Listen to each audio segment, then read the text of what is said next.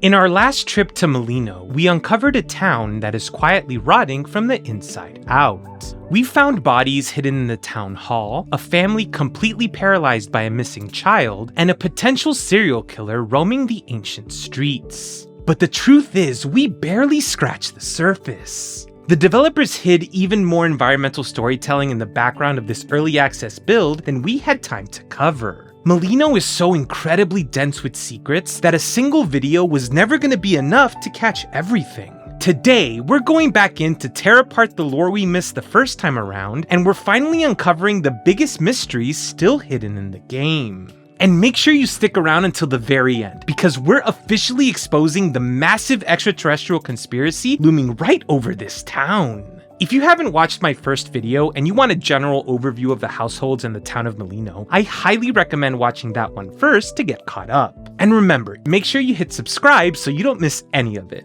So let's dive straight back into the world of Paralives.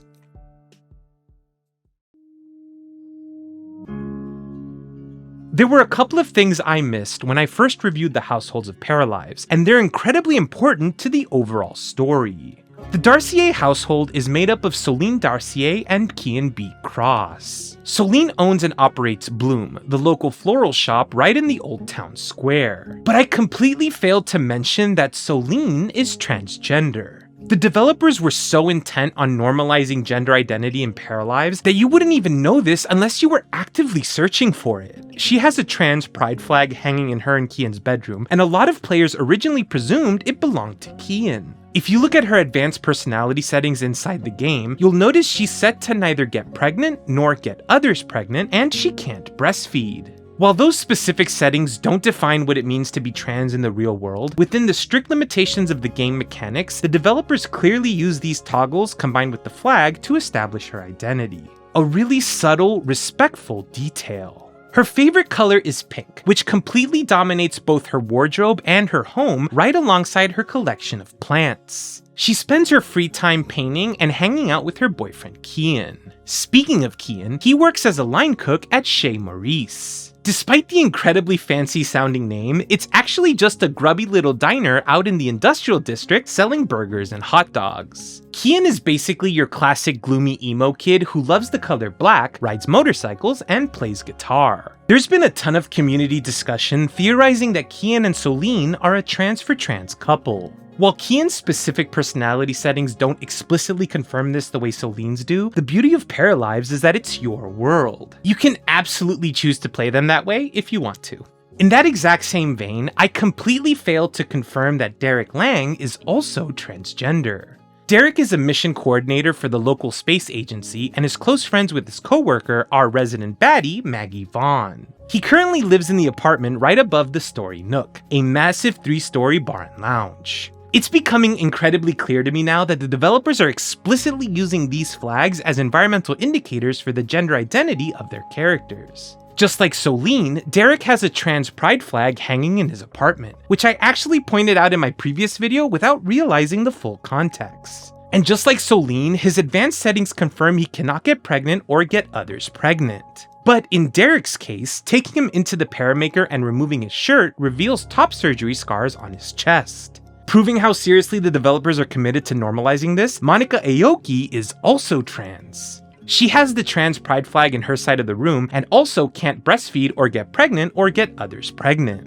And since we're talking about details I keep missing, my absolute biggest oversight in the last video was with the Patel family. We already established that Rahul works as a curator at the Museum of Arts and History, and his wife Asha works as a janitor at the Melino Hospital. But beyond their jobs, they're clearly suffering from the loss of their child, and I completely failed to notice a massive clue hidden in plain sight. If you look closely at the Christmas stockings hung in their ruined living room, you can clearly see their son is named Kiran. And all of these decorations littering their home are not just random clutter. It strongly suggests that whatever tragedy happened to Kiran occurred right around the holidays. Since every brand new save file automatically begins in the spring, it implies this loss is incredibly fresh. So fresh, in fact, their doormat says leave, which indicates they don't want to speak to anyone at all. The mystery of Kiran Patel has absolutely consumed the Paralives community. A lot of players have theorized that Kiran might be the skeleton hidden near the train tracks just outside of town. But if you look at the actual character model, it's clearly an adult skeleton.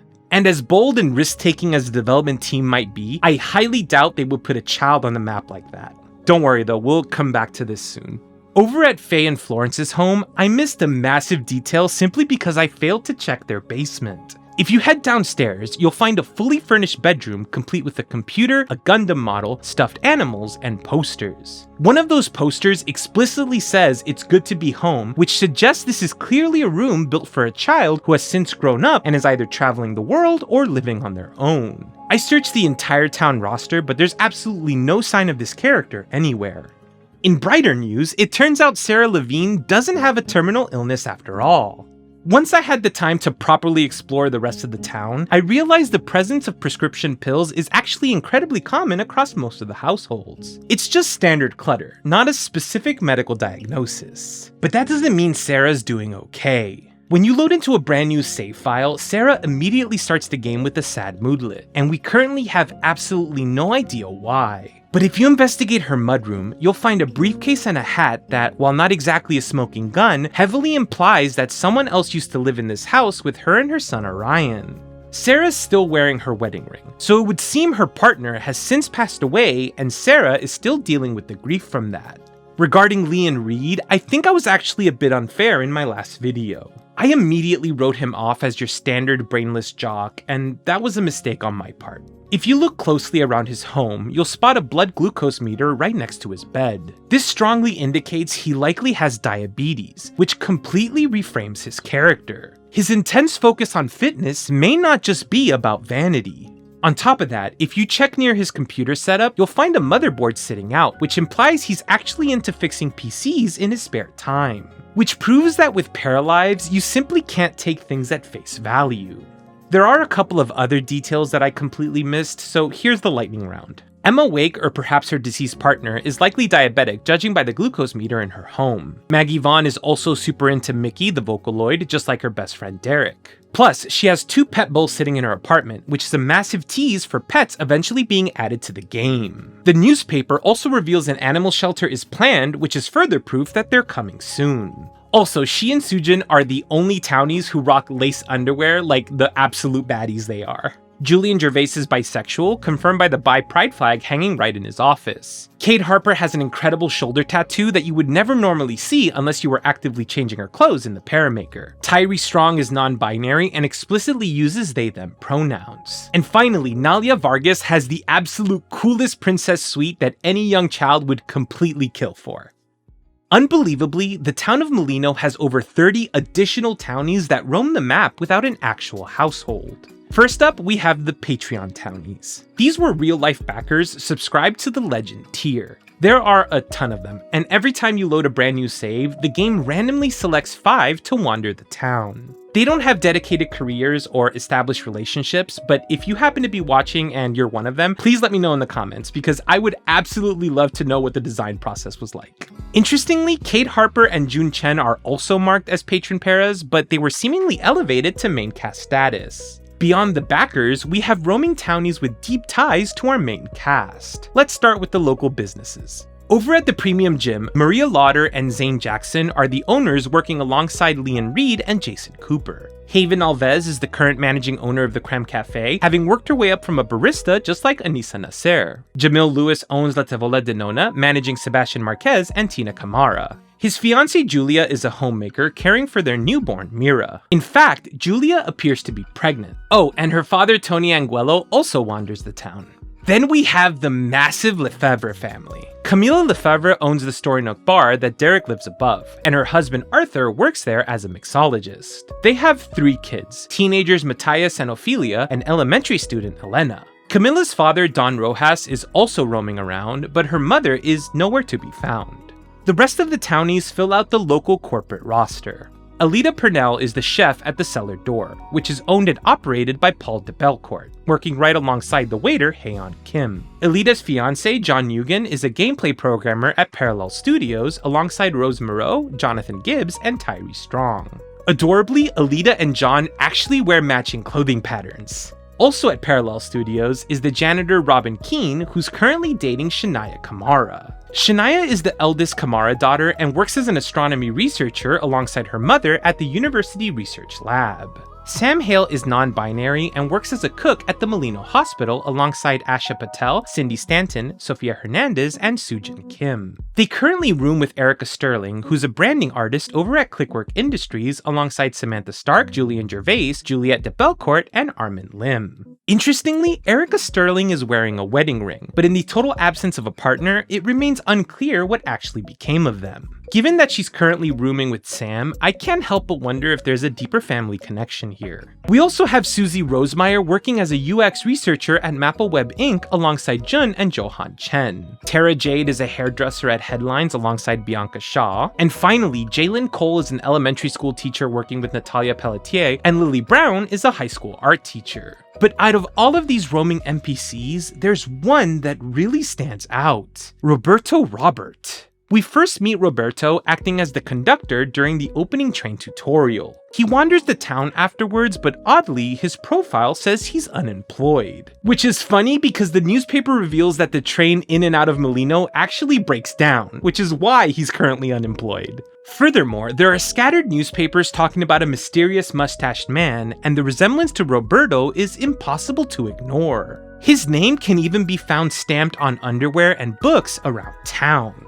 Who exactly is this guy, and what's his true role in the story? Which serves as the absolute perfect segue to dive into the final darkest mysteries surrounding the town of Melino. There are many unexplainable things happening in the world of Paralives. Of course, I previously mentioned the secret tunnels and the skeletons littering the town, but I think there's significantly more happening beneath the surface. I completely failed to mention that there's a community market held every Sunday where an oddity shop sells completely random items. One of those rare items you can sometimes find is the eye in the tower. Interestingly, the door to the shop trailer is painted with a massive open eye, and right above it hangs a string of garlic bulbs. This heavily suggests that all of these weird occurrences have something to do with vampires. But maybe we're looking at the entirely wrong kind of occult. You see, there's an incredibly odd fascination with astronomy surrounding the entire town of Melino. Aside from the fact that one of the few official groups is the Astronomy Club, almost every single household has a telescope or rocket imagery prominently placed inside of it. Remember Maggie and Derek? They happen to work at the Melino Space Agency. Now stop and ask yourself what exactly about this small, ancient, proverbial town would necessitate a dedicated space agency. Derek is literally part of Mission Control, which heavily implies there are actual space rockets housed somewhere on the map. And the game backs this up! At completely random times, a meteor will actually crash into the town right near the community center. The meteor itself has these strange green shards sticking out of it that make it look undeniably extraterrestrial. And if you think aliens are not going to be a thing in Paralives, I have massive news for you. Over in the industrial district, there's a very specific piece of graffiti featuring an alien head, a UFO, and the word myth spray painted on the side of the Edwards & Company warehouse. Something about Melino is drawing its residents to the stars. Over on the massive cliff that splits Melino in two, there's an ancient structure literally called the Moon Tower. And interestingly enough, that's the exact location where the Astronomy Club sometimes holds their regular meetings. Is there some kind of pending alien arrival being teased right in front of us? And speaking of things infecting the town, I don't know if this is an early access bug or a deliberate mechanic, but there's a virus rapidly spreading across Melino that is incredibly easy to catch. It feels like every single time my para goes to work or school, they come right back home sick. I know we're all a bit sensitive to the topic of global viruses, but making illness this aggressive is a very unique choice for a life sim. But considering everything we just uncovered regarding the meteor and those strange green shards, I have to wonder, is this virus actually a normal illness? Or could the infection itself be extraterrestrial? All of these scattered clues might seem inconsequential on their own, but when you put them all together, it really does feel like the developers are gearing up to show us exactly how Paralives plans to handle one of the most famous occults from The Sims. Some other odd things happen around town that aren't quite extraterrestrial, but they're absolutely worth mentioning. Over at Chez Maurice, there's constant drama regarding the sanitary conditions of the diner, which actually leads to their line cook, Kian, getting fired. If you don't step in and take his vacant job, the starting salary increases every single day until another random NPC eventually claims it. Then we have Stella, the absolute best girl. This dog is regularly responsible for saving a specific child from drowning in the community pool. Not just once or twice, but 4 separate times. Stella receives 4 different medals for her heroism, and the child is officially banned from the pool for life. Speaking of Stella, the local newspaper regularly mentions the mayor of Melino, Mayor Bloomberg. Obviously, this is a cheeky nod to former New York City Mayor Bloomberg, but this guy doesn't seem to be a good dude at all. Not only is he allegedly responsible for the economic decline of Melino thanks to his rising taxes, but he has a completely laissez-faire attitude towards his own citizens. He regularly degrades them by complaining about local graffiti, and he even asks people to stop calling emergency services when Stella the dog gets into the chocolate buns. Anyone who has a dog knows exactly how terrifying it is when they eat something toxic like chocolate, making the mayor an incredibly insensitive jerk. And finally, keeping with the local graffiti, there's apparently a secret Banksy-style artist regularly leaving hidden art exhibits all over town. Melino is clearly a town that rewards those who pay attention to every single detail. From the hidden family stories to a massive occult conspiracy, it's obvious that we've only scratched the surface of what the developers have in store for us. I want to know what you think. Do you believe the virus and the meteors are pointing towards a full-scale alien invasion, or are we just reading too much into the clutter? Let me know your own theories down in the comments, because I'll be reading every single one of them. If you enjoyed this deep dive, make sure you hit that like button and subscribe so you don't miss a single video. And don't worry, I have a new Sims lore video dropping very soon. If you want to support me, consider joining my Patreon for early access to my videos and to have your name featured here alongside my other supporters. You guys are the best. And if you want to watch me play Paralives and The Sims, catch me Mondays, Wednesdays, and Fridays at 8 p.m. Eastern at twitch.tv/mynameisGonz. So stay safe, stay cozy, and I'll see you in the next one.